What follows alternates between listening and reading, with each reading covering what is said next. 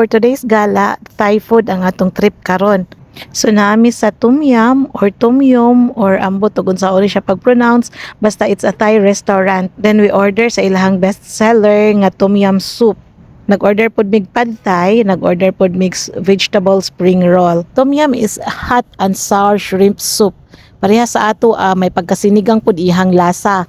Pero sa Tom Yum mas mataste na ko ang lemongrass. A bit sweet, then sour, and a bit spicy. I'm learning something today. Tom in Thai word, it means boiling process. And yum means mixed.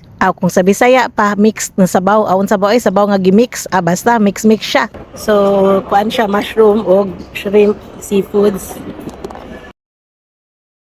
Natukan ko gamay kay medyo hang siya pero lami, carry kaayo. Medyo aslom-aslom siya pero mapil gini mo ang kuan lemongrass.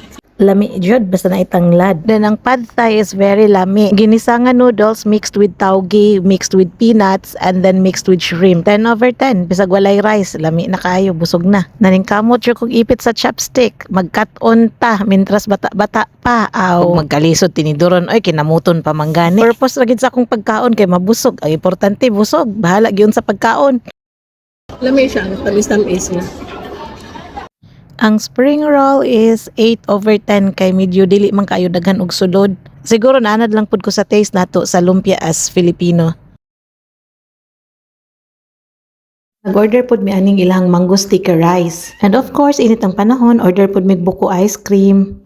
Ilang sticky rice lami man pero naanad siguro ko sa putumaya sa Bisaya. Medyo tabangan ra ko sa ilang sticky rice. Ang mango ug ang sauce ang nagdaglami. Overall 8/10.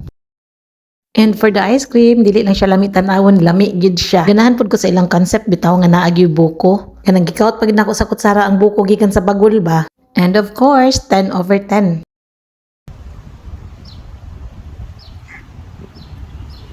Kay busog naman ta, ari magpalahi na pud ta. Nag-transition tag pinakalit kay naami bagong place nga nahibaw-an nga peaceful. Dili pa kayo daghag tao diring dapita kay bag-o pa man. Nami manod, mananaw mi gunsay naa sa sud. Gwapa kay si Miss. Model ni siya. Model po. Gikapoy naman ko og lakaw ngadto padung sa tumoy. Murag hapit na nako alert no. So mao ni una nimo makita nga view, mga collection of cars. Diri pud sa sulod, nakapalibot aning mga olives nga tree ay mga outdoor restaurants. But right now dili pa nila i-allowed ang videos kay daghan pa kayo constructions nga nag-going on. Medyo uhaw na gyud kay init sa gawas, so nisud mi sa coffee shop. Ice coffee lang sa takaron, pabugnaw sa auto. Tungod sa akong kauhaw og kaluog, gatuo jud kog tubig ni siya, gidritso ginta din akong inom. Sus, Ginoo, kalami sa kape. Pero kaning tasa nga gamay, mas kam ko sirap man din so perting tamisa. Ambot boy, marag abnormal jud ko kay di man ko madutlan og kape, makatugid gihapon ko bisag unsa pa kadaghan nga kape ako ang imnon sa sakaadlaw. Sige namang tabi-tabi og chill-chill, wa na mi kahibaw gabi na di ay. So let's enjoy the night view, guys. Basta kami manglaag, wa jud mga libog. Pero na jud mi experience sa parking nga dili gid namo malimtan.